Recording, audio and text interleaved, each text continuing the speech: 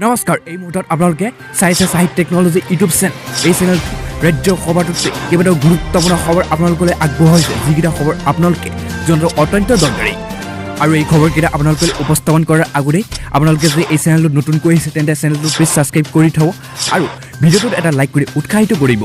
সন্ধিয়াৰ প্ৰথমটো এই মুহূৰ্তত আজিৰ দিনটোৰ সকলোতকৈ ডাঙৰ ব্ৰেকিং নিউজটো মুকলি হৈ আহিছে কিন্তু ইতিমধ্যে ৰাজ্যৰ লাখ লাখ মহিলালৈ মুখ্যমন্ত্ৰী হিমন্ত বিশ্ব শৰ্মাই আনিছে বৃহৎ খবৰ কিন্তু মাইক্ৰ' ফাইনেন্সৰ ঋণ মাফ হ'বলৈ মাত্ৰ আছে আপোনাৰ হাতত 48 ঘণ্টা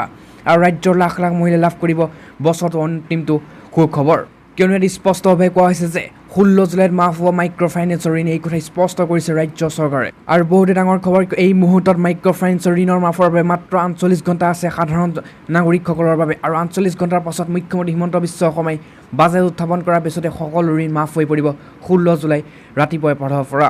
আৰু 16 জুলাই কালিলৈ পুৱাই পৰা ইতিমধ্যে ঋণ মাফ হোৱা মাইক্ৰ' ফাইনেন্সৰ সকলো ঋণ ৰাজ্য চৰকাৰে এই কথা আজি স্পষ্টভাৱে সদনত উত্থাপন কৰিছে আৰু বিধানসভা মজিয়াতে আজি স্পষ্টভাৱে কৈছে যে কাইলৈ পুৱাৰ পৰা সকলো ঋণ আৰু নাথাকিব সম্পূৰ্ণভাৱে মাফ হৈ যাব সমগ্ৰ অসমৰ লাখ লাখ মহিলাৰ এই ঋণ আৰু তাৰ লগতে ইতিমধ্যে হাত জোৰ কৰি অনলাইন ইতিমধ্যে মাতৃসকলক চিন্তা নকৰিবলৈ আহ্বান জনাইছে মন্ত্ৰী অশোক সিংহালয়ে আৰু লগতে এটা কথা স্পষ্টভাৱে কৈছে যে এইজন মুখ্যমন্ত্ৰী যি কয় সেয়া কৰি পাছত আৰু আজিৰ দিনটোৰ সকলোতকৈ ডাঙৰ ব্ৰেকিং নিউজটো মুকলি হৈছে কিন্তু সকলো জল্পনা কল্পনা অন্ত এই মুহূৰ্তত আহি পৰিছে ৰাজ্যৰ মুখ্যমন্ত্ৰী হিমন্ত বিশ্ব শৰ্মাই নিজেই মুকলি কৰি দিলে ৰাজ্যৰ নতুন এছঅ'পি আৰু ইতিমধ্যে কাইলৈ 16 জুলাই পুৱাৰ পৰা ৰাজ্যত কি বলবৎ হৈ পৰিব এই নতুন এছঅ'পিত আৰু কি থাকিব পাৰে এই নতুন এছঅ'পিত সম্পূৰ্ণভাৱে আমাৰ হাতত আহি পৰিছে তথ্য কিয়নো মুখ্যমন্ত্ৰী হিমন্ত বিশ্ব শৰ্মাই স্পষ্টভাৱে কৈছে যে শিথিল হোৱা জিলাত সকলো দোকান পোহাৰ ব্যৱসায়িক প্ৰতিষ্ঠান সম্পূৰ্ণ ৰাতিলৈকে খুলিব পাৰিব কিন্তু বাকী 4খন জিলা ইতিমধ্যে খুলি দিয়াৰ সিদ্ধান্ত গ্ৰহণ কৰা নাই বাকী সকলো জিলা আনলক কৰি দিয়াৰ সিদ্ধান্ত গ্ৰহণ কৰিছে এই মুহূৰ্তত আৰু জল্পনা কল্পনা অন্ত পেলাই আজি অৱশেষত প্ৰকাশ হ'ল নতুন এছঅ'পি কিন্তু সকলোৰে মনত প্ৰশ্ন উদয় হৈছে যে কি থাকিব পাৰে এই আহিবলগীয়া ইতিমধ্যে আহিছে যি নতুন এছঅ'পি আহিছে সেই তাত কি নীতি নিৰ্দেশনা আছে আৰু আপোনালোকক প্ৰথমতে জনাই থওঁ যে নতুন এছঅ'পিত আছে বহুকেইটা নীতি নিৰ্দেশনা সলনি কৰাৰ সিদ্ধান্ত গ্ৰহণ কৰিছে বহুতো জিলাত ইতিমধ্যে শিথিল কৰি দিয়াৰ সিদ্ধান্ত গ্ৰহণ কৰিছে কিন্তু এইখিনিতে এটা কথা স্পষ্ট হৈ পৰিছে যে আন্তঃজিলা যাতায়াত খুলিবলৈ নাই কিন্তু আন্তঃজিলা যাতায়াতৰ ক্ষেত্ৰত মুখ্যমন্ত্ৰী হিমন্ত বিশ্ব শৰ্মাই ক'ত সিদ্ধান্ত ল'ব কিন্তু আন্তঃজিলা যাতায়াত বন্ধ থকাৰ ফলত ইতিমধ্যে ক'ত সকলো অসুবিধাৰ সন্মুখীন হৈছে সেইবাবে মুখ্যমন্ত্ৰী হিমন্ত বিশ্ব শৰ্মাই সকলো দিশ চালি জাৰি আন্তঃজিলা যাতায়াত খুলি দিয়াৰ সিদ্ধান্ত গ্ৰহণ কৰিব পাৰে আজিৰ ৰাতিটোৰ ভিতৰতে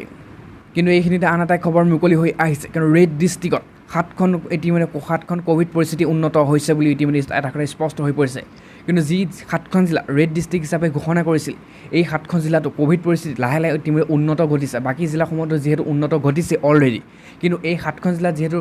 ক'ভিড সংক্ৰমণ ঘটি আছিল গণসংক্ৰমণ ঘটিছিল কিন্তু এই 7খন জিলাতো ইতিমধ্যে ক'ভিডৰ গণসংক্ৰমণ নাইকিয়া হৈছে উন্নতি ঘটিছে ক'ভিডৰ পৰিস্থিতি আৰু ইয়াত লগতে কৈছে যে প্ৰট'কল শিথিলৰ ক্ষেত্ৰত ইতিমধ্যে মুখ্যমন্ত্ৰী হিমন্ত বিশ্ব শৰ্মাই ল'ব সিদ্ধান্ত কিন্তু ইতিমধ্যে এটা কথা স্বাস্থ্যমন্ত্ৰী স্পষ্টভাৱে কৈছে যে ৰাজ্যৰ যিসমূহ জিলা ইতিমধ্যে সম্পূৰ্ণৰূপে COVID-19 সংক্ৰমণৰ পৰা আঁতৰি আহিছে শিথিল হৈছে যি COVID-19 গণসংক্ৰমণ নোহোৱা হৈছে সেইসমূহ জিলাত সম্পূৰ্ণৰূপে শিথিল কৰি দিয়াৰ সিদ্ধান্ত গ্ৰহণ কৰিব মুখ্যমন্ত্ৰী হিমন্ত বিশ্ব শৰ্মাই আৰু এইখিনিতে আন এটা খবৰ ইয়াত কৈছে যে নতুন এছঅ'পিত ইতিমধ্যে সুৰাৰ হোম ডেলিভাৰী ব্যৱস্থা থাকিব বুলি ইতিমধ্যে স্পষ্টভাৱে কৈছে কিন্তু নতুন এছঅ'পি যি আছে এই এছঅ'পিখনত সম্পূৰ্ণৰূপে সুৰাৰ হোম ডেলিভাৰী কৰি দিয়াৰ সিদ্ধান্ত গ্ৰহণ কৰিছে আৰু এতিয়াৰ পৰা ইতিমধ্যে নতুন এছঅ'পি যি আহি পৰিছে যিহেতু কাইলৈ পুৱাৰ পৰাই বলবৎ হ'ব 5 বজাৰ পৰা বলবৎ হ'ব আৰু সকলো গুৱাহাটীৰ ঘৰে ঘৰে ইতিমধ্যে হ'ব সুৰাৰ হোম ডেলিভাৰী আৰু এই নতুন এছঅ'পিত আছে বহুকেইটা নীতি নিয়ম কিন্তু এই নীতি নিয়মসমূহ হৈছে যে যিসমূহ জিলা আনলক কৰি দিয়াৰ সিদ্ধান্ত গ্ৰহণ কৰিছে ক'ভিড গণসংক্ৰমণ নাইকিয়া হৈছে ৰাতিলৈকে দোকান পোহাৰ ব্যৱসায়িক প্ৰতিষ্ঠান গাড়ী চলাচল আপোনালোকে কৰিব পাৰিব আৰু বাকী জিলাসমূহত ইতিমধ্যে 7খন জিলা ৰেড ডিষ্ট্ৰিক্ট দিছিল কিন্তু এই 7খন জিলা ইতিমধ্যে কমিছে তাৰ বাবে ইতিমধ্যে 3 বা 4খন জিলাহে সম্পূৰ্ণভাৱে ৰেড ডিষ্ট্ৰিক্টত আছে বাকী জিলাসমূহ আনলক কৰি দিয়া হ'ব বুলি এটা কথা আজি সন্ধিয়াৰ পাছত এই মুহূৰ্তত আন এটা বহুত ডাঙৰ এটা ব্ৰেকিং নিউজ মুকলি হৈছে এটা ভয়ানক খবৰ কিন্তু ইতিমধ্যে বিধানসভা মজিয়াত মুখ্যমন্ত্ৰী হিমন্ত বিশ্ব শৰ্মা আৰু অখিল গগৈৰ মাজত ইতিমধ্যে সংঘৰ্ষ সৃষ্টি হৈছে আৰু বাকযুদ্ধ চলি আছে আৰু তাৰ মাজতে আজি পুনৰ উত্তাল হৈ পৰিছে সমগ্ৰ বিধানসভা তাৰ লগতে ইতিমধ্যে অখিল গগৈ সদনৰ পৰা বহিষ্কাৰ ইতিমধ্যে ডাঙৰ খবৰ আহি পৰিছে আৰু লগতে কৈছে যে শিৱসাগৰ বিধায়ক অখিল গগৈৰ বিৰুদ্ধে কঠোৰ স্থিতি বিধানসভা অধ্যক্ষ বিশ্বজিৎ দৈমাৰী আৰু অখিল গগৈক বিধানসভাৰ পৰা বহিষ্কাৰ কৰাৰ হুংকাৰ দিছে অধ্যক্ষ দৈমাৰী আৰু অখিল গগৈক বাৰে বাৰে সদনৰ নিয়ম উলংঘা কৰাৰ অভিযোগ আৰু বিধানসভাৰ বাজেট অধিৱেশনত তৃতীয়টো দিনত ইতিমধ্যে আজি ইয়াৰ পাছত এই মুহূৰ্তত আজি দিনটোৰ সকলোতকৈ ডাঙৰ এটা ব্ৰেকিং নিউজ মুকলি হৈছে চৰকাৰী কৰ্মচাৰীসকলৰ বাবে ইতিমধ্যে ৰাজ্যৰ লগতে কেন্দ্ৰীয় সকলো চৰকাৰী কৰ্মচাৰী লাভ কৰিব DA 11% বৃদ্ধি কৰাৰ সিদ্ধান্ত গ্ৰহণ কৰিছে আৰু ইতিমধ্যে চৰকাৰী কৰ্মচাৰীৰ দৰমহা কিমান প্ৰভাৱ পৰিব, চৰকাৰী কৰ্মচাৰীৰ দৰমহা কিমান বাঢ়িব আৰু DA 11% বৃদ্ধি পোৱাৰ লগে লগে আপোনাৰ বেংক একাউণ্টত কেতিয়া সোমাব সকলো ধন স্পষ্টভাৱে জনাইছে চৰকাৰে। আৰু কৰোণা সংকটৰ মাজত ইতিমধ্যে চৰকাৰী কৰ্মচাৰীসকলক এটা ডাঙৰ উপহাৰ দিছে। সূত্ৰ অনুসৰি ইতিমধ্যে কেবিনেট বৈঠকৰ লগতে ৰাজ্যৰ সকলো চৰকাৰী কৰ্মচাৰীসকলৰ মহাগ্ৰহ ভাত্তাৰ ওপৰত থকা নিষেধাজ্ঞা আঁতৰাই লোৱাৰ সিদ্ধান্ত গ্ৰহণ কৰা হৈছে। আৰু কেবিনেটে কেন্দ্ৰীয় কৰ্মচাৰীসকলক ডিয়াৰনেছ এলাউন্স 17% পৰা 28%লৈ বৃদ্ধি কৰিছে। সেয়ে DA মুঠ 11% বৃদ্ধি হৈছে। বুধবাৰে প্ৰধানমন্ত্ৰী নৰেন্দ্ৰ মোদীৰ অধ্যক্ষতাত ইতিমধ্যে অনুষ্ঠিত কেবিনেটৰ বৈঠকত এই সিদ্ধান্ত গ্ৰহণ কৰিছে আৰু এইটো আনুষ্ঠানিকভাৱে আবেলি ঘোষণা কৰা হ'ব। আৰু ইতিমধ্যে মন্ত্ৰী অনুৰাগ ঠাকুৰে এই ঘোষণা কৰাৰ সম্ভাৱনা আছে। আৰু কৰ্মচাৰীসকলে বৰ্তমান 17% হাৰত ইতিমধ্যে লাভ কৰি আছিল DA আৰু ইমানখিনি আহিব পাৰে DA এতিয়া বৰ্তমান। আৰু আপোনাৰ দৰমহা কিমান বৃদ্ধি হ'ব জানিবলৈ আপুনি আপোনাৰ মৌলিক দৰমহাৰ পৰীক্ষা কৰা উচিত। আৰু তাৰপিছত আপোনাৰ বিদ্যমান DA পৰীক্ষা কৰক। বৰ্তমান ই হৈছে 17%, যি এতিয়াও 28%, গতিকে মাহিলী DA 11% বৃদ্ধি পাব। সেয়ে কেন্দ্ৰীয় চৰকাৰৰ এজন কৰ্মচাৰী DA 1 জুলাই 2021 পৰা তেওঁলোকে মূল দৰমহা 11% বৃদ্ধি হ'ব। আৰু একে সূত্ৰ DA গণনাৰ ক্ষেত্ৰত প্ৰযোজ্য হ'ব। এবছৰৰ পিছত প্ৰধানমন্ত্ৰী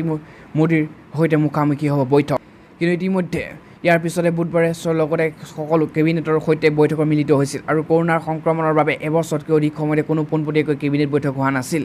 কিন্তু ইতিমধ্যে এই কেবিনেট বৈঠকৰ অধ্যক্ষতাত অনুষ্ঠিত বৈঠকতে সকলো সদস্যসকলৰ ব্যক্তি উপস্থিত থাকে। আৰু সূত্ৰই এই কেবিনেটতে চৰকাৰী কৰ্মচাৰীসকলৰ দৰমহাৰ ক্ষেত্ৰত বিশেষ ঘোষণা স্পষ্টভাৱে ঘোষণা কৰিছে। 11% DA বৃদ্ধি কৰাৰ সিদ্ধান্ত গ্ৰহণ কৰিছে। আৰু সকলো এতিয়া আগতে 17% আছিল, এতিয়া 11%, সকলো মিলাই ইতিমধ্যে 28% DA বৃদ্ধি কৰাৰ সিদ্ধান্ত লৈ আজি সন্ধিয়াৰ পাছত এই মুহূৰ্তত আনহাতে আজি দিনটোৰ সকলোতকৈ ডাঙৰ এটা বহুতেই ভাল খবৰ মুকলি হৈ আহিছে অসমবাসী সাধাৰণ জনতাৰ বাবে। কিয়নো ইতিমধ্যে মোদী চৰকাৰে বৃহৎ আঁচনি ধন মুকলি কৰিছে ৰাজ্যৰ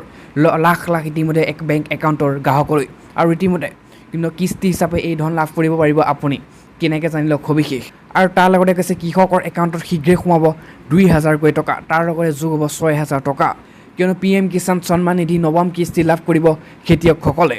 আৰু আগষ্ট মাহলৈকে প্ৰতিগৰাকী হিতাধিকাৰীয়ে লাভ কৰিব 2,000কৈ টকা। কিন্তু ইয়াত কোৱা হৈছে যে এই আঁচনিৰ জৰিয়তে প্ৰতি বছৰত কৃষকসকলে লাভ কৰে 6,000কৈ টকা আৰু বছৰত 3বাৰ কৃষকে লাভ কৰে এই আঁচনিৰ ধনসমূহ। আৰু ইয়াত কৈছে যে এপ্ৰিলৰ পৰা জুলাইৰ মাজত ইতিমধ্যে প্ৰথম আগষ্টৰ পৰা নৱেম্বৰৰ মাজত দ্বিতীয় কিস্তি আহে আৰু সেই ডিচেম্বৰৰ পৰা মাৰ্চৰ মাজত তৃতীয় কিস্তি লাভ কৰে এই কৃষকসকলে। আৰু ইয়াত কৈছে আপুনি এই ধন লাভ কৰিব নে নাই সেইদৰে কৰিব পৰীক্ষা কৰিব পাৰিব আপুনি কিদৰে। আৰু আপুনি যদি এই ধন বৰ্তমানলৈকে লাভ কৰিবলৈ সক্ষম হোৱা নাই কেনেকৈ আপুনি কৰিব পাৰিব। আপুনি যদি কিষাণ সন্মান নিধি যোজনাত আপুনি নাই তেন্তে আপুনি PM কিষাণ ৱেবছাইটলৈ যাব লাগিব আৰু আপুনি চাৰ্চ কৰিব লাগিব pmkisan.gov.in আপুনি লগ ইন কৰিব লাগিব। আৰু লগ ইন কৰাৰ পিছতে আপুনি সকলো তথ্য আহি পৰিব আৰু আপুনি এটা ইণ্টাৰপেজ দেখা পাব। ফাৰ্মাৰ্ছ কৰ্ণাৰত গৈ আপুনি বেনিফিচিয়াৰী ষ্টেটাছত আপুনি ক্লিক কৰক। তাৰপিছতে আপুনি সকলো তথ্য মুকলি হৈ পৰে। আৰু নতুনকৈ খোলা পেজটো নিজৰ আধাৰ নম্বৰ, মোবাইল নম্বৰ আৰু অথবা বেংক একাউণ্টৰ নম্বৰ দিয়ক। আৰু তাৰপাছতে আপুনি সকলো ফৰ্মখন ফিল আপ কৰিব, পিছতে আপুনি ছাবমিট কৰিব লাগিব আৰু তেতিয়া আপুনি এই যোজনাৰ সৈতে মিলিত হ'ব। আৰু আপোনাৰ বেংক একাউণ্টত প্ৰতিমাহে আপুনি এই নৰেন্দ্ৰ মোদী অধীনত যি PM কিষাণৰ ধন আহে এই আপুনি